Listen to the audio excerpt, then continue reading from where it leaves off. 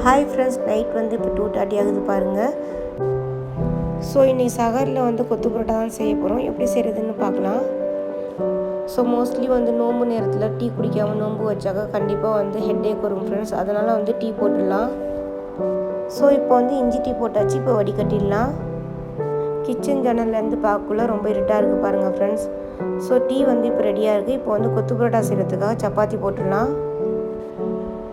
So பாத்திரத்தில் வந்து 2 table spoon oil விட்டுக்கலாம். ரொம்ப டேஸ்ட்டாக இருக்கும் ஃப்ரெண்ட்ஸ். கண்டிப்பாக நீங்களும் செஞ்சு பாருங்கள். இந்த வீடியோ பிடிச்சிருந்தால் மறக்காமல் சப்ஸ்கிரைப் பண்ணுங்கள். ஃப்ரெண்ட்ஸ் அண்ட் ஃபேமிலிக்கு ஷேர் பண்ணி விடுங்க. மறக்காமல் லைக் பண்ணுங்க. பெல் பட்டன் வந்து கிளிக் பண்ணுங்கள் ஃப்ரெண்ட்ஸ். நான் போடுற வீடியோ வந்து உங்களுக்கு நோட்டிஃபிகேஷனாக வரும்.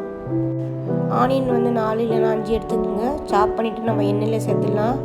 ஆனியன் வந்து எண்ணெயில் நல்லா வதங்கினா தான் ஃப்ரெண்ட்ஸ் கொத்து பரோட்டா வந்து ரொம்ப டேஸ்ட்டாக இருக்கும். ப்ரௌன் கலர் வர வரைக்கும் நல்லா வதக்கி விட்டுக்கலாம். ஆனியனில் வந்து இஞ்சி பூண்டு பேஸ்ட்டு வந்து 1/2 ஸ்பூன் ஆட் பண்ணிக்கோங்க. ஆனியன் வந்து நல்லா வதங்கின பிறகு கேரட் வந்து 1 எடுத்துக்கோங்க.